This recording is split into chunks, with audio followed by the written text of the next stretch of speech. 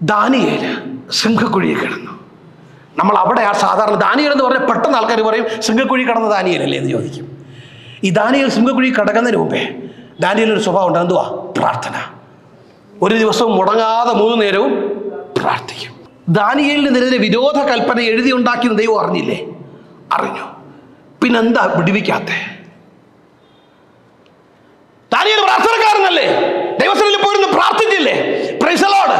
എന്നാൽ ദൈവസന്നിധിയിൽ പോയിരുന്ന് പ്രാർത്ഥിച്ച ദാനിയേലിന് എതിരെ വിരോധമായി ഒരു രാജകൽപ്പന എഴുതി ഉണ്ടാക്കുന്നു എന്ന് സ്വർഗം അറിഞ്ഞപ്പോ ആ കൽപ്പന ഇങ്ങോട്ട് മായ്ച്ചു കളഞ്ഞ പോരായിരുന്നു.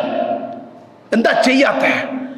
നിങ്ങളൊരു പ്രതികൂലത്തിലൂടെ പോകുമ്പോൾ, നിങ്ങളൊരു വൈദ്യരുടെ മുമ്പിൽ നിൽക്കുകയാണെങ്കിൽ, പ്രൈസ് ദി ലോർഡ്, നിങ്ങളൊരു ഭാരത്തിന്റെ മുമ്പിൽ ആകുലപ്പെട്ട് നിൽക്കുകയാണെങ്കിൽ, അടുത്തെന്ത് ചെയ്യണമെന്നറിയാതെ ഭാരത്തോടെ നിൽക്കുകയാണെങ്കിൽ, കർത്താവിന്റെ വചനം ഉറപ്പിച്ച് പറയുക, എൻ്റെ കൃപ നിനക്ക് മതി. Price the Lord. ദാനിയേലിനെതിരെ വന്ന വിരോധ കൽപ്പന അല്ല മാറ്റിയത്.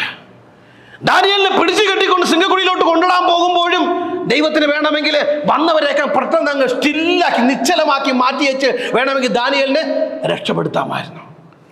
ദാനിയേലിനെ പിടിച്ചു കെട്ടി സിംഹക്കുഴിയിലോട്ട് കൊണ്ടിട്ടു. ഇനി ശ്രദ്ധിച്ചേ, ദാനിയേലിനെതിരെ വിരോധ കൽപ്പന വന്നപ്പോഴല്ല ദൈവം ഇടപെട്ടത്. ദാനിയേലിനെതിരെ പ്രതികൂലം വന്നവനെ പിടിച്ചു കെട്ടിക്കൊണ്ട് പോകുമ്പോഴുമല്ല ദൈവം ഇടപെട്ടത്. ദൈവം ഇറങ്ങി വന്നത് ദാനിയേലിന്റെ സിംഹക്കുഴിക്കകത്താ. Praise the lord. ദാനിയേലിന്റെ സിംഹക്കുഴിക്കകത്താ. എല്ലാവരും പറഞ്ഞു ദാനിയേൽ തീർന്നു. Praise the lord. ഇനി ദാനിയേൽ ഇല്ല. ദാനിയേൽ എന്ന പ്രാർത്ഥനക്കാരൻ ഇനി ഇല്ല. ദാനിയേൽ എന്ന ഉപദേശി ഇനി ഇല്ല. ദാനിയേൽ എന്ന ദൈവദാസൻ ഇനി ഇല്ല.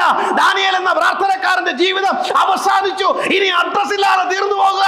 ദൈവം പറയുക, നിങ്ങൾക്ക് തെറ്റി, എന്റെ കൃപ അവന് ധാരാളം. അവൻ കിടക്കുന്നിടത്ത് എന്റെ സാന്നിധ്യം ഇറങ്ങും. അവൻ കിടക്കുന്ന സിംഹക്കുഴിയിൽ എന്റെ സാന്നിധ്യം ഇറങ്ങും. അവനെ വലിച്ചു പുറത്തെടുത്ത് ഞാൻ അവന്റെ അഡ്രസ് മാറ്റും. ദൈവത്തിന്റെ കൃപ വ്യാപരിക്കുന്ന സ്ഥലം കണ്ടോ കുഞ്ഞുങ്ങളെ? നിങ്ങൾ പറയും സിംഹക്കുഴിയിൽ എന്തെങ്കിലും നടക്കുമോ?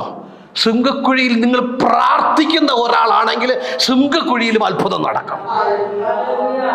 ദൈവകൃപ. ഞാൻ ഇങ്ങനെ ചിന്തിച്ചു, ദാനിയേലിനെതിരെ വിരോധ കൽപ്പന എഴുതിയപ്പോൾ ദൈവം ദാനിയേലിനെ രക്ഷിച്ചെങ്കിൽ സിംഹക്കുഴിയിൽ നിന്ന് രക്ഷപ്പെട്ട ഒരു പ്രാർത്ഥനക്കാരനെ കുറിച്ച് നമ്മൾ അറിയത്തില്ലായിരുന്നു. ഇന്ന് സിംഹക്കുഴിക്കകത്തുനിന്ന് ഒരു ഭക്തനെ പുറത്തിറക്കിയ ദൈവത്തെ അറിയാമെന്നുള്ളത് കൊണ്ട് ഏത് പ്രതികൂലത്തിലും നമുക്ക് ഉറച്ചു വിശ്വസിക്കാം. നിങ്ങൾ ഏത് പടുകുഴിയിലാണെങ്കിലും കർത്താവ് നിങ്ങളെ പുറത്തു കൊണ്ടുവരും.